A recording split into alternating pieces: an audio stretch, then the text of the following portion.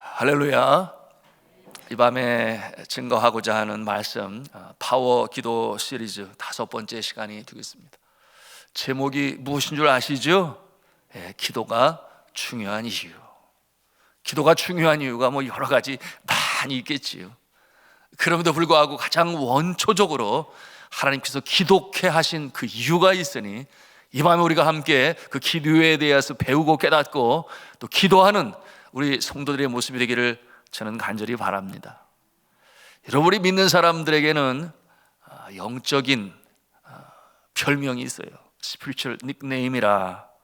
그래서 여러 가지 이름이 있으니 하나님의 자녀, 천국 백성, 예수님의 제자, 그리스도의 정병, 또 어떤 이름이 있을까요? 왕 같은 제사장, 어두운 세상의 빛과 소금, 또 뭐가 있을까요? 예수님은 목자가 되시고 우리는 양이라 그러시고, 그런가 하면 또 어떤 이름이 있을까요? 아버지는 농부가 되시고 예수님은 참 포도나무가 되시고 우리는 뭐예요? 가지다.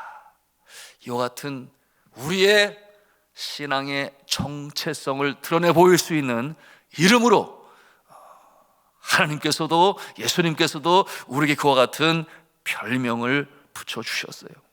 그런데 이 영적 이름, 이 별명에 걸맞게 우리가 믿음으로 더욱바로 서야 되는데요, 또한 그 이름에 걸맞는 사명을 감당할 수 있어야 하는데요, 가장 중요한 첫 번째 것은 무엇일까요? 가장 중요한 첫 번째 것, 그것은 믿음입니다. 믿음이 제일 으뜸이에요.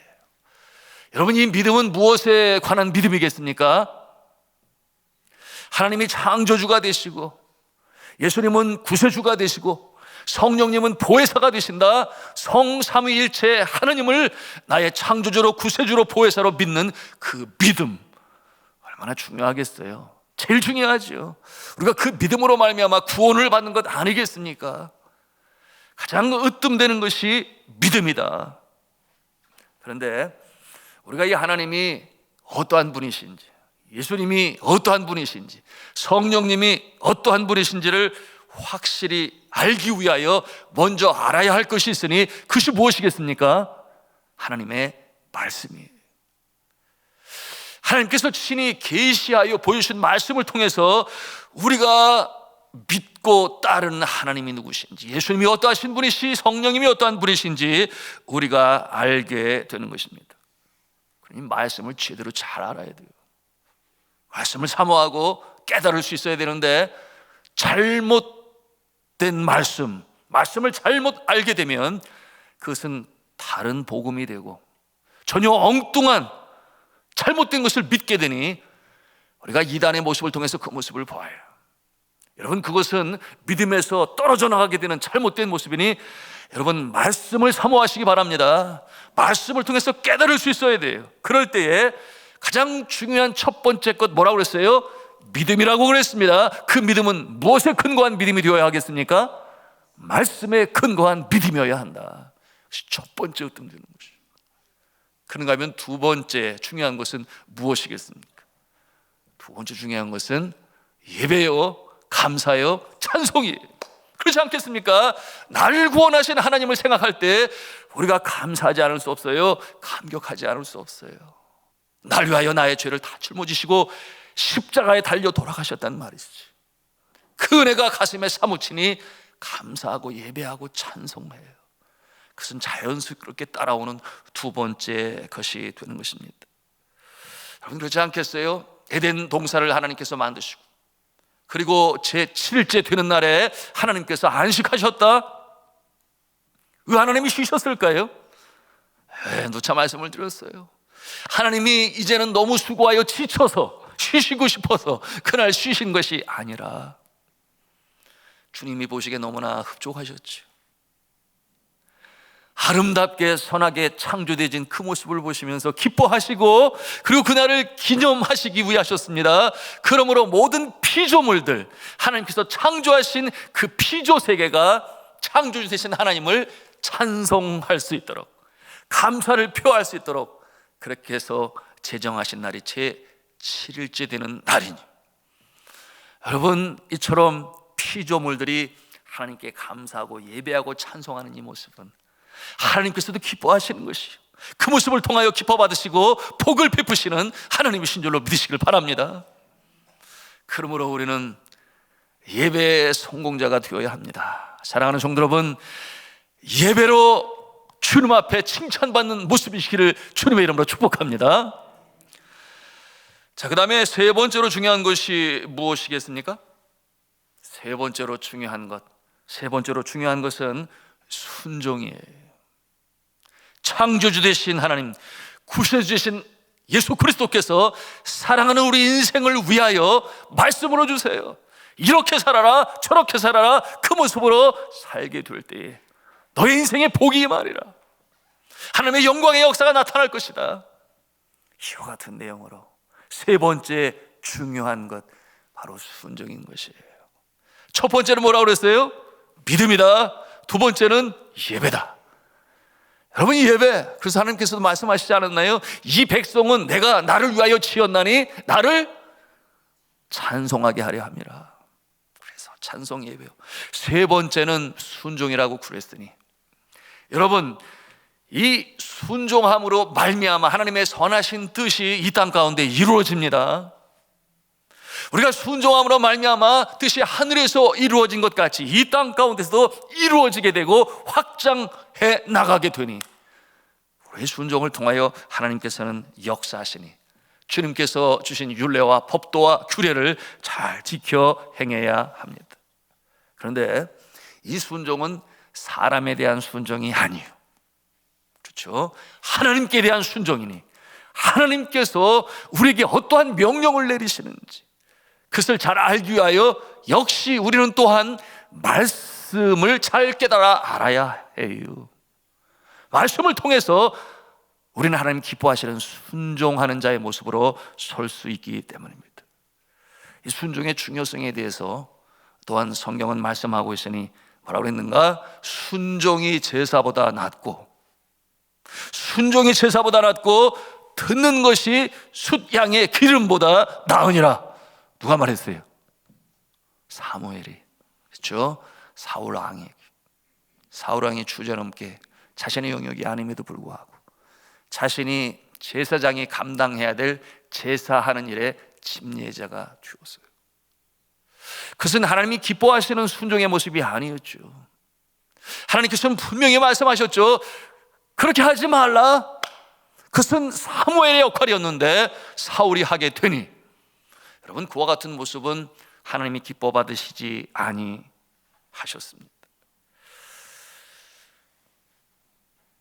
그러므로 이런 엄중한 경고의 말씀을 하신 것입니다. 여러분, 이처럼 순종은 우리가 하나님의 자녀됨의 증표요, 우리가 주님의 마음을 기쁘시게 하는 것입니다. 여러분은 순종하는 성도가 되시기를 주님의 이름으로 축복합니다. 그럼 궁금해요. 기도라는 말이 나올 것 같은데 언제 기도는 도대체 어느 위치에 있는 것이며 어떠한 역할인가, 이런 생각을 갖지 않을 수가 없습니다. 여러분, 기도는 앞서 열거한 이 믿음과 예배와 그리고 순종을 온전히 이루기 위하여 뭐가 꼭 필요하다고 그랬어요? 하나님의 말씀이 필요하다고 그랬죠. 말씀에 근거한 믿음, 말씀에 근거한 예배, 말씀에 근거한 순종. 마찬가지로 이 기도도 똑같습니다. 이 중요한 세 영역, 믿음과 예배와 순종에 있어서 기도는 꼭 필요한 것입니다. 왜 기도가 필요하겠습니까? 기도를 통하여 믿음의 사람들은 위로부터 주시는 주님의 능력을 받는 것이니, 어떠한 능력이겠습니까? 마찬가지라고 그랬어요. 첫째는 말씀드린 그 믿음이 견고히 흔들림이 없이 설 수 있도록 뭐가 필요해요? 기도가 필요해요. 그리고 둘째 말씀드린 예배와 감사가 영과 진리로 드려질 수 있도록 기도 없이는 불가능해요. 셋째 말씀드린 순종을 하되 즉시 기쁘게 온전하게 순종을 이룰 수 있도록 우리에게 필요한 것이 무엇이냐? 먼저는 말씀이라고 말씀을 드렸고, 또 한편에는 기도라고 말씀을 드릴 수 있는 것입니다. 그러니 믿음과 예배와 순종은 제일 중요한 것인데, 그것이 온전히 이루어지기 위하여 말씀이 필요하고 기도가 필요한 줄로 믿으시길 바랍니다. 기도의 역할이 그렇게 중요한 것이에요. 이 원리를 깨달아 아는 자는 복이 있습니다. 우리 가슴에 새겨두어야 할, 그렇구나, 말씀이 그 역할을 하고 기도가 그 역할을 하는 것이구나. 그러므로 기도 없이 이루어지는 것은 늘 불안한 것이에요. 행하면서도 이게 하나님께서 정말 원하셔서 하는 것인지 알 수가 없어요. 기도하지 않고 하면 의심스러운 것입니다. 그러므로 설계 황자라고 하는 스펄전 목사님이 이렇게 말씀을 했어요. 기도하지 않고 성공했다면 성공한 것 때문에 망한다. 이렇게 아주 그냥 직접적으로 말씀하셨어요. 기도하지 않고 성공했다면 성공한 것 때문에 망한다. 이게 무슨 말씀이겠습니까? 여러분, 기도하고 성공하면 겸손해져요. 그런데 기도하지 않고 성공하면 교만해집니다. 그런데 우리 하나님은 겸손한 자에게 은혜를 주시는 하나님이십니다. 기도는 겸손의 표현이에요. 자신이 잘나고 똑똑하고, 나는 경험이 충출해, 나는 지식이 남들보다 뛰어나, 그러니 내 스스로 할 수 있어. 하나님 앞에서 교만이죠. 그런 자가 기도합니까? 기도하지 않아요. 어쩌다가 한두 번은 성공할지 몰라도 기도하지 않고 된 일들은 결국 시험에 빠져들게 됩니다. 나아가서 이 천국 문화에 역행하는 세상 풍조의 일익을 감당할 뿐이에요. 그러나 하나님께 간절히 기도하고, 그럴 때 주시는, 하나님께서 주시는 이 지혜와 능력과 감동으로 이를 이루어나가는 자는 틀림이 없어요. 하나님의 영광이 나타납니다. 자신에겐 기쁨과 보람이 나타나고, 나아가서 이웃들에게 선한 영향력을 미치며, 그리고 이웃들에게 하늘이신 하나님께 감사와 영광을 올릴 수 있는 그와 같은 모습으로 나 자신을 사용하는 것이, 여러분, 기도하는 산돌의 성도 되시기를 주님의 이름으로 축복합니다. 오늘 본문의 말씀을 통해서 우리는 그 예를 아주 여실히 볼 수 있는데요, 본문의 말씀 가운데 두 명의 인물이 등장을 하죠. 한 분은 예수 그리스도, 한 분은 그의 수제자 베드로의 모습입니다. 때는 예수 그리스도께서 가장 어려운 때, 이 땅에 오신 사명을, 마지막 사명을 이루어야 하는, 그러나 가장 어려운 골고다 언덕길, 그 갈보리에 세운 십자가에 양손과 발에 못 박히셔서 물가피를 다 쏟으시며 어린 양 제물의 모습으로 하나님과 우리 사이에 막힌 죄담을 허시기 위하여 온갖 멸시, 천대, 조롱, 가시멸류관, 침뱉음을 당하신 하나님의 아들이신데, 높임을 받고 받으실 그분이 그 어려운 사명을 감당해야 할 그 어려운 때였습니다. 장소는 어디였어요? 겟세마네 동산이었습니다. 예수님의 생애 중에서 가장 어려운 때, 그러나 그것을 감당하셔야만 해서요, 육적으로 이보다 더 큰 고통은 없지요. 심적으로 이보다 더 큰 고통도 없습니다.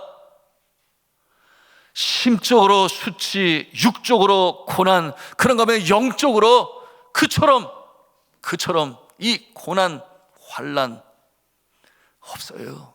예수님께서 감당하셔야 됩니다. 이때 예수님이 하실 수 있었던 것은 오직 한 가지, 기도밖에 없음을 오늘 말씀을 통해서 우리는 발견합니다. 예수님은 잘 아세요. 그의 사명을 잘 아십니다. 이 땅에 오신 이유를 익히 잘 아시죠. 그 목적을 가지고 오셨으니 누구보다도 잘 압니다. 친히 십자가에 제물 되셔서 물가피를 다 쏟으시고 하나님과 우리 사이에 막힌 죄담을 허시기 위하여 이 땅에 그 사명을 가지고 오신 것을 누구보다 잘 알아요. 그 모습은 지적으로 아는 것이니, 마음으로 아는 것이니. 여러분, 그런데 정작 그 시간이 다가올수록 마음이 흔들려요. 저는 이 모습을 보면서 예수님도 이러실 수가 있구나. 39절에 고백하고 있는 예수님의 말씀이 어떤 말씀이에요? 내 아버지여, 만일 할만하시거든 이 잔을 내게서 지나가게 하옵소서. 참 이해가 되지 않아요. 저 하늘 천상에서 이 낮고 낮은 땅 위에 임하실 때에 하나님 아버지, 제가 내려갑니다. 내가 육신의 몸을 입고 지치실 몸, 배고프실 몸, 늙어가실 몸, 이 공간과 시간의 제약을 받으실 이 인간의 연약한 육신의 몸을 입고 내가 그들 가운데 가겠습니다. 그들 중에 한 사람 되겠습니다. 그렇게 사명 가지고 오셨는데 어떻게 이렇게 흔드실 수가 있을까? 그런 생각을 해보지 않을 수가 없었습니다. 여러분, 우리가 이것을 알아야 돼요. 예수 그리스도께서 이 십자가의 고난의 그 골고다 언덕의 길, 겟세마네 동산에서 땀방울이 핏방울이 되도록 이렇게 기도하실 때 예수님의 그 모습은 인성이 강조되어지고 신성이 제어되어지는, 조절되어지는, 예수님 스스로 그렇게 하신 거예요. 신성을 절제하시고 인성으로 십자가의 고난을 받으시는 예수 그리스도, 왜 그러셨겠어요? 그가 죄인 아닌 죄인이 되셨기 때문에, 모든 인류의 죄를 다 짊어지셨기 때문에. 우리가 쉽게 상상을 해보면 이런 것이에요. 신성을 가지고서는 능치 못할 일이 없습니다. 성난 파도도 잠잠하라 꾸짖으실 때 파도가 잠잠해질 정도였어요. 죽은 자를 살리시는 역사가 나타났습니다. 이것이 신성이 역사할 때 나타나시는 모습인데, 그러나 인성의 모습은, 저가 사마리아 성에 복음을 전하러 증거하러 들어가셨을 때 우물에 털썩 주저앉으신 예수님, 뜨거운 햇볕에 지치시고 육신적으로 연약하여 먹을 것을 구하기 위하여, 또한 제자들은 먹을 것을 찾으러 갔을 때 예수님의 이 인성이 나타나는 모습이죠. 그런 거면 나자로의 무덤 앞에서 그 슬픔 속에 우는 자들과 함께 우시는 예수 그리스도, 이와 같은 모습은 예수님의 인성이 나타나는 모습이에요. 그런데 십자가에 달리실 때 그가 신성으로 만약에 십자가에 달리신다면 십자가가 고통스러웠겠습니까? 너무나 가볍게 지나갈 일이었죠. 그러니 스스로 이 어린 양의 제물 양들, 소와 염소가 죽을 때에 그 고통과 아픔이 있음을 예수님이 왜 모르시겠어요?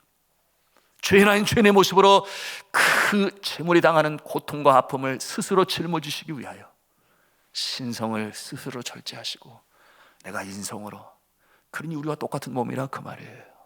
십자가의 대못으로 마치시고 피를 다 흘리실 것이며, 여러분, 그 고통과 그 아픔을 고스란히 100%다 받으셔야 하는 예수님의 이와 같은 모습이시니 그 마음이 흔들리는 거예요. 떨리는 거예요. 우리와 똑같은 심성이 되시는 순간입니다. 그렇잖아요. 예수 그리스도께서 겟세마네에서 동산에서 기도하시고 마지막으로 신성을 바라실 때가 언제였습니까? 베드로가 인간적인 생각을 가지고 인간적인 방법으로 그 일을 해결하고자 칼을 빼어서 제사장의 이 병정인 이 말고의 귀를 떨어뜨렸을 때 예수님의 그 십자가 전의 마지막 신성은 그 귀를 들어서 다시금 붙이실 때, 이게 사람이 할 수 있는 일입니까? 그렇지 않잖아요.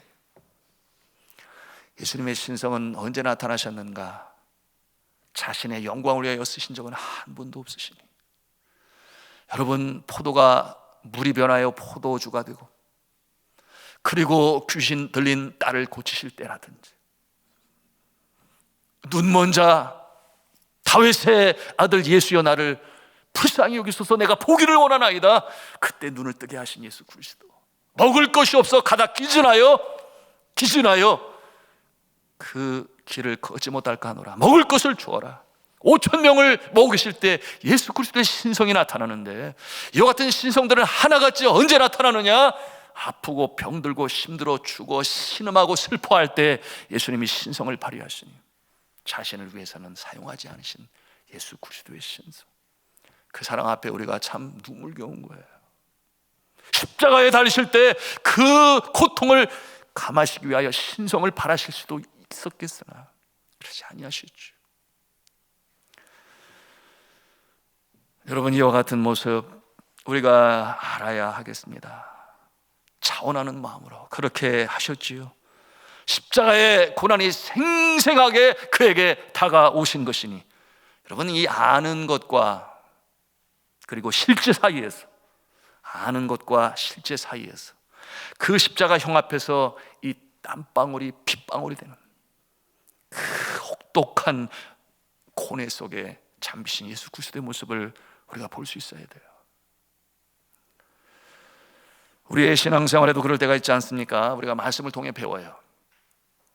그래서 깨달아요. 지적으로 잘 알아요.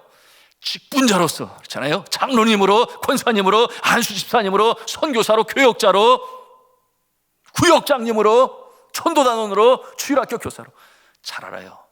내가 해야 할 일이 무엇이며 나의 사명이 무엇인 줄 잘 알아요. 예수님처럼 잘 알아요. 이 땅에 오신 목적이 무엇인 줄을 잘 알아요. 몰라서 못하는 게 아니지 않습니까? 몰라서 못하는 게 아니에요. 그러니 아는 것과 실제 사이에서, 여러분, 우리가 그와 같은 상황 가운데 정작 교회에 봉사하는 일로 바쁜 가운데서도 시간을 내야 하고, 또 때로는 옥합을 깨뜨려 정말 주님 기뻐하시는 일에 드려야 할 그와 같은 때도 있습니다. 뿐만 아니죠, 주님께서 주신 생업의 현장에서 어려운 일을 만날 때가 있어요. 그러한 가운데서도 섞이지 말아라, 빛 가운데 행하라, 빛의 갑옷을 입어라. 그러니 너는 빛의 자녀의 모습으로 그 사명 감당해라. 섞이지 말아라. 이와 같은 내용으로 주님이 주실 때에, 여러분, 우리가 쉽게 받아들일 수 있다면 할렐루야죠, 아멘이지요. 그와 같은 자 하나님께서 분명 함께 하실 것인데, 그러나 그와 같은 어려움을 당할 때가 있어요. 아는 것과 실제의 그 사이에서, 중간에서 오늘 이 겟세마네 동산에서 기도하시는 예수님의 모습을 우리가 대하는 것입니다. 이럴 때 어떻게 해야 하겠습니까? 어떻게 해야 이겨나갈 수 있겠습니까? 기도하는 것이지요. 그래서 기도가 필요한 것이죠. 말씀을 깨달아 다 안다고 해서 그것으로 그치는 것이 아니라 그 말씀이 나의 삶에 실제로 일어날 수 있도록 믿음과 담력을 가지고 그 사명 감당할 수 있도록 하나님께서 능력을 주시는 방편이 있으니, 통로가 있으니, 그것이 뭐라는 것입니까? 기도다. 기도할 때 가능하다. 여러분, 기도할 때 힘을 주시니 지혜를 주시고 능력을 주시고 감동을 주십니다. 지혜와 능력과 감동을 주시는데요. 여기서 말하는 능력이라고 하는 것은 기적과 같은 놀라운 역사도 하나님께서 나타내시고 보여주신다, 그런 뜻을 가지고 있습니다. 믿으시면 여러분 아멘 하시기 바랍니다. 지혜와 능력과 감동이라 그랬어요. 제가 고국의 부름을 받아서 선교사가 목회자가 되려고 하니 참 이게 그렇게 쉽게 이렇게 확 바뀌어지는 거 아니잖아요. 마치 내 몸에 맞지 않는 옷처럼 입어서도 이렇게 불편하고, 그렇죠. 24년 동안 선교제에 있었는데 이제는 들어와서 목회를 하라. 여러분, 선교제 선교사는 스스로 계획을 짜요. 다음 주일에는 저 복음이 들어가지 않은 산속으로 그 마을을 내가 찾아 들어가리라. 그리고 이것을 이렇게 하리라. 그런데 목회라고 하는 것은 내 마음대로 계획을 짜는 게 아니라 전통적으로 짜여진 틀이 있으니 거기에 내가 맞춰가야 되는 거예요. 그래서 새벽에는 일어나야 하고, 그래서 새벽 기도로 성도들의 아픔을 가슴에 끌어안고 무릎 꿇어 주님 앞에 기도해야 하는, 그래서 너무나 당연한 것인데 참 이런 일들이 하루아침에 되어지지 않는 것이지요. 제가 선교지에서 새벽 기도를 안 했다고 그러는 것이 아니라 하여튼 한 예로 그렇답니다. 근데 제 마음에는 그런 생각이 드는 거죠. 기왕이면 우리 성도들에게 얼마나 기도에 소원과 염원이 있으면 새벽에 나올 텐데 은혜의 말씀으로 양질의 꼴로 먹이고 싶습니다. 시간으로 주님 앞에 기도할 때 주님께서 제 마음에, 그러면은 더 일찍 일어나서 기도하고 준비해라. 내가 너의 영안을 열어주리라. 말씀을 볼 때에 그 말씀 속에서 하나님께서 어떠한 뜻으로 말씀하시는지를 밝히 보여주리라. 그래서 제가 여러분 아시는 대로 늘 새벽 2시 반이면 일어나서 기도하는 가운데, 말씀을 보는 가운데 하나님께서 전혀 얘기했죠. 한 예를 들어 그 첫날 미리 보아야 되잖아요. 보는데 떠오르지 않던 것이 새벽에 마치 새벽 이슬과도 같은 위로부터 내려주시는 은혜가 임하게 되니 그 깨달아지는 말씀으로 인하여 무릎을 치고 준비한 말씀으로 성도들에게 말씀으로 증거하는 모습으로 지금까지 가고 있습니다. 거룩한 습관이라고도 말할 수 있겠지. 그런가 하면 제가 이 목회로 인해서 어렵고 힘들 때, 제가 2018년 1월부터 담임 목사가 되고 사역 감당할 때 참 긴장되지요. 그렇지 않겠어요? 여러분, 그 모습은 마치 새댁이 시집에 가서 첫날을 맞이할 때 어떤 마음으로 시작을 할지 여러분 아시겠지요? 요즘에는 뭐 많이 달라졌죠, 풍속이. 그러나 우리 어르신들은 다 잘 아실 것 같아요. 그런데 여러분 아시는 대로 길링발의 증후군이라고 10만 명 중에 2명이 걸리는 그것이 2018년 1월 달에 벌어진 일이에요. 얼마나 긴장이 돼요. 여기서 만약에 일이 어떻게 잘못이라도 된다면, 아이고 우리 목사님은 영빨이 없어, 뭐 이런 생각을 가질지도 모르겠어요. 하여튼 긴장이 되니 주 앞에 기도하고 이 비닐로 되어진 이 세균, 이 막야 들어가서 중환자실을 간. 제가 그 모습을 바라볼 때 얼마나 마음이 안타까운지 눈물이 흘렀어요. 여러분 아시는 우리 천미경 군사님, 파이프를 숨을 못 쉬니까 폐까지 집어넣어가지고 쿨럭쿨럭 할 때마다 침대가 툭썩툭썩, 그렇게 큰 기침이 그치지를 않아요. 다리는 아프는데 움직일 수가 없고 마비 현상이 나타나고, 손도 겨우겨우 하니 말이 안 되니 손으로 그 흘려 쓰는 글씨, 그런 내용을 남편에게 얘기를 하고, 제가 그 모습을 볼 때 눈물이 흘렀어요. 그 쿨러기는 가슴에 손을 얹고 제가 기도를 하려고 하는데 하나님이 찬송을 부르게 하셨어요. 좋으신 하나님, 좋으신 하나님.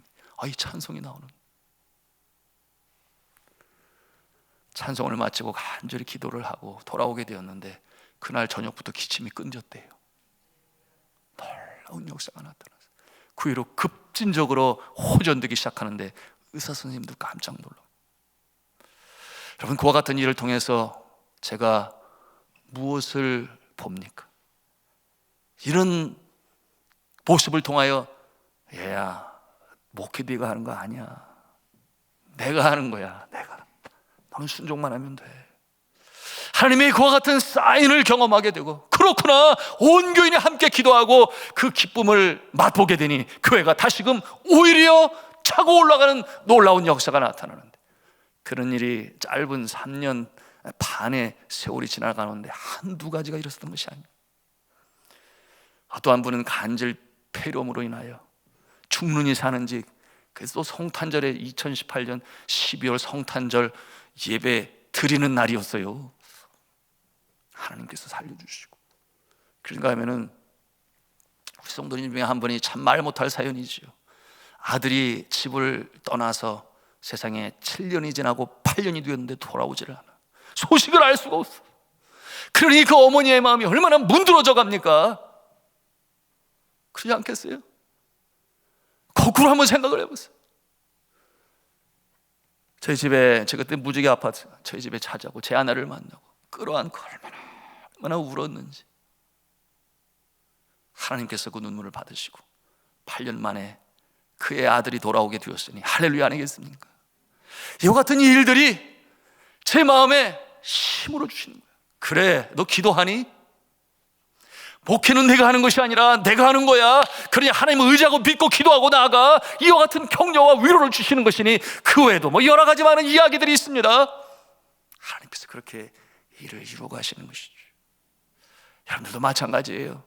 내게 주신 직분, 사명 너무나 잘 알아요. 예수님이 이 땅에 오실 때, 그렇구나, 나는 십자가를 지고 하나님과 인간 사이의 죄를 허물기 위하여 십자가에 달릴 사명으로 온 거야. 그러나 정작 그 시간이 다가오게 되니 마음에 고뇌와 턴민이 일고, 그러니 주님 앞에 하나님 앞에 기도할 수밖에 없는 그 상황에 있음을 우리는 이와 같은 모습으로 얼마든지 적용해 볼 수 있어요.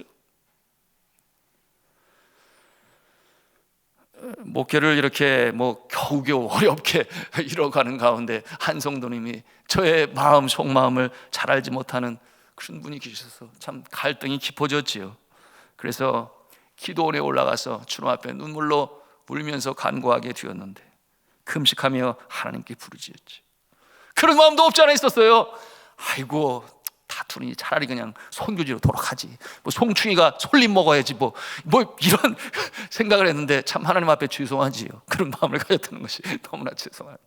마음이 너무나 심히 드니 주님 앞에 간절히 기도했는데, 근데 그때는 이렇게 여름철에 비가 얼마나 많이 왔는지 세상에 그 밤에 도착했는데 기도원에 아무도, 깜깜함, 그 큰 강남 금식 기도원에 아무도.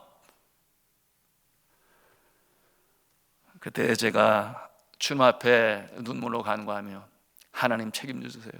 그리고 간절히 기도하는데 하나님이 제 마음에 감동을 주시니, 감동해 주셔서 그때 기록으로 남긴 글이 있어요. 그 내용이 이러합니다. 비 오는 날 젖은 마음 찾아왔던 기도산엔 하염없이 비가 내려 온 산이 다 젖었다.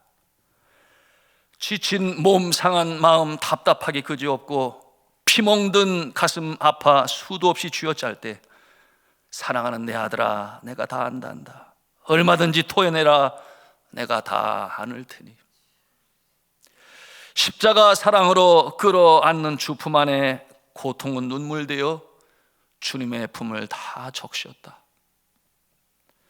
기도 중에 임하시고 말씀 중에 역사하니 회개 본물 터전하고 정결하게 씻기신다.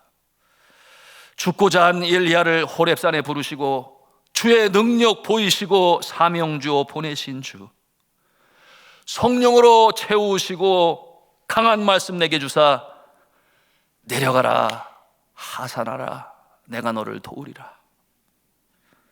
주님 명령 순종하고 다시 마음 굳게 먹고 무릎 세워 일어나서 내려다본 저 세상은 온 누리에는 어느새 태양빛이 내려앉고 푸름 깊은 하늘가엔 흰 구름이 명랑하다. 성도 여러분, 우리 예수 그리스도께서도 어려우실 때가 있으셨고 그리고 그때 기도하셨습니다. 여러분도 어려울 때 기도하시기를 주님의 이름으로 축복합니다. 땀방울이 핏방울이 되도록 하나님께 기도 드리셨어요. 그리고 기도하는 자에게 마침내 십자가의 사명 감당할 수 있는 능력으로 하나님께 부으셨으니 하나님께서 응답으로 주셨어요. 세 가지라고 그러셨죠. 기도할 때 받는 응답. 첫째, 잊어버리셨어요? 지혜를 주시고, 둘째, 능력을 주시고, 셋째, 감동을 주신다. 이때 하나님께서 예수 그리스도에게 능력으로 응답해 주셨으니 여러분이 이 십자가 앞에서 고민하고 고뇌하시고 땀방울이 핏방울이 들어 기도하시던 예수 그리스도께서 어떻게 변하셨나요? 그 모습을 오늘 말씀을 통해서 우리가 보는 것입니다. 너무나 대조적인 모습. 제자들에게 뭐라고 말씀하셔요? 기도를 다 마치고 난 다음에 26장 46절 말씀 같이 읽도록 하겠습니다. 시작. 일어나라 함께 가자. 보라 나를 파는 자가 가까이 왔느니라. 아멘. 일어나라. Rise up. Let's go together. 일어나라. 함께 가자. 내가 마땅히 감당해야 할 십자가의 사명 내가 이제 감당할 수 있으니 이제 가자. 이렇게 리더의 모습으로 십자가의 길을 걸어가시는 너무나 대조적인 예수 그리스도의 모습을 오늘 발견하는 것입니다. 자, 두 번째 오늘 본문에 등장하는 인물 누구예요? 베드로예요. 예수님께서 기도하라 하셨지요. 함께 깨어 기도하자 그렇게 말씀하셨어요. 그런데 그렇게 하지 못했어요. 40절과 41절 말씀 같이 읽겠습니다. 시작. 제자들에게 오사 그 자는 것을 보시고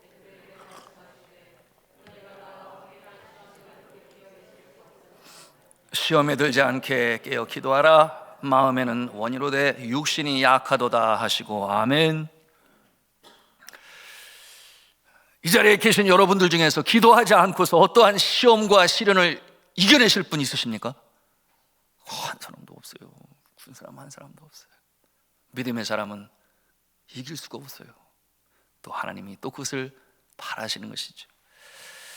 기도하지 않는 베드로가 어떤 어려움을 겪는지 우리가 알게 되니, 첫 번째 어려움이 어떤 어려움이었습니까? 말씀을 드렸죠. 칼을 뽑아서 대제사장이 보낸 종 말고의 귀를 떨어뜨립니다. 그때 그 모습을 보신 예수 그리스도께서 저지하시고 말씀하시는데요, 52절 말씀이에요. 뭐라고 말씀을 하십니까? 같이 읽습니다. 시작. 칼을 가지는 자는 다 칼로 망하느니라. 아멘. 이게 무슨 뜻을 가지고 있어요? 베드로는 자신의 경험을 의지합니다. 그것이 그가 알고 있는 방법이에요. 세상적인 방법, 세상이 추구하는 방법, 세상이 추구하는 풍조와 태세와 문화가 그러합니다. 그러나 예수님의 방법은 달라요. 그러니 예수님께서 그렇게 말씀하시는 것이죠. 여러분, 왜 그와 같은 모습을 그가 가졌을까요? 기도하지 않아서. 그렇죠? 기도하지 않아서. 두 번째로 그가 어떠한 시험에 떨어집니까? 자신은 예수를 모른다고 부인을 하지요. 3번씩이나 부인을 합니다. 처음에 그러지 않았잖아요. 우리 33절 말씀 같이 읽겠습니다. 33절입니다. 시작.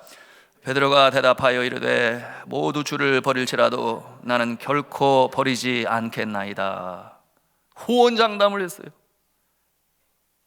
자신의 동료들까지 비교하면서 얘네들은 이럴지 몰라도 나는 그러지 아니하겠나이다. 영적 교만 아닙니까?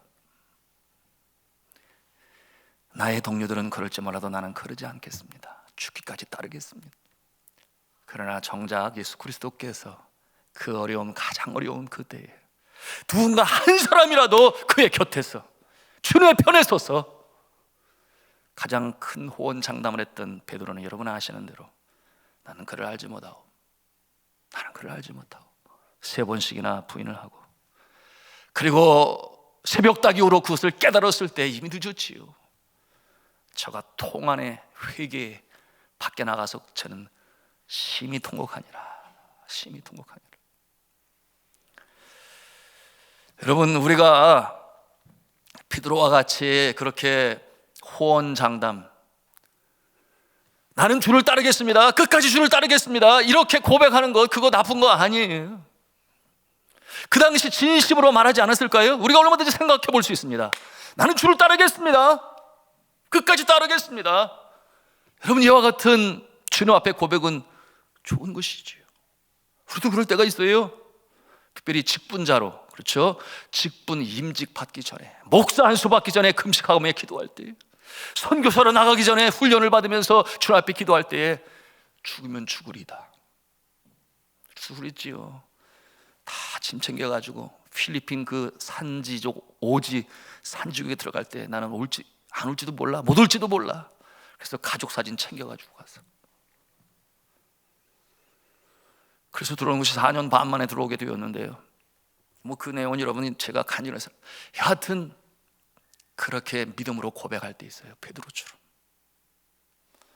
내가 장로가 되고, 내가 안수집사가 되고, 내가 권사가 되고, 내가 구역장이 되고, 주일학교 교사가 되고, 여러분 선교사가 되고, 그런 고백 주님 앞에 들으지 않고서 어떻게 그 일을 감당할 수 있겠습니까? 사실이 그렇잖아요. 사랑하는 조국의 품을 떠나야 합니다. 사랑하는 가족을 떠나서 낯설고 물서른 언어가 다른 이방인의 테러가 있고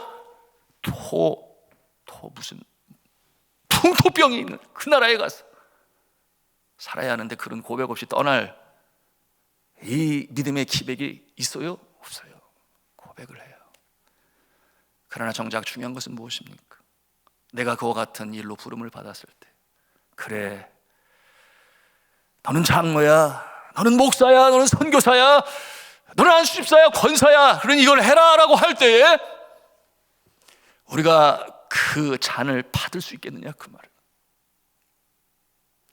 그렇기 때문에 우리가 기도해야 하는 것이죠. 이 밤에도 기도하는 것이죠. 우리가 기도할 때에 하나님께서 능력 보실 줄로 믿습니다. 기도를 포기하지 아니하는 자 절대 절망 없어요. 절대 소망 중에 나아갑니다. 기도할 때 하나님께서 지혜로 주시고 능력으로 주시고 감동으로 주신다 그랬습니다. 헌신을 다시금 다짐하는 감동을 주세요. 그런가 하면 감당할 수 있는 능력을 주세요. 때로는 기적 같은 역사도 나타나셔서 힘과 격려를 주시고, 그리고 은밀한 중에 기도할 때 성령의 세미한 음성으로 지혜를 주시니, 난관이 닥쳐올 때에 해결해 나갈 수 있는 길을 하나님께서 열어주시니, 그 길은 세상이 주는 방법도 아니요 지혜도 아니니 하늘로부터 하나님이 주시는 지혜가 되는 것이니, 이와 같은 모습으로 승리케 하시는 하나님, 이것이 기도의 능력인 것입니다. 우리가 이런 찬송을 부르지 않아요? 300장 찬송인데요, 가사가 이렇습니다. 내 마음이 낙심되며 근심에 눌릴 때 주께서 내게 오사 위로해 주시네. 가는 길 캄캄하고 괴로움 많으나 주께서 함께하며 내 짐을 지시네. 여러분, 이 300장 찬송, 주님께서 주시는 은혜로 말미암아, 기도할 때 주시는 능력으로 말미암아 우리가 다시금 이겨나가게 되시는 것입니다. 우리가 이 찬송을 함께 부르며 함께 은혜를 나누기를 원합니다.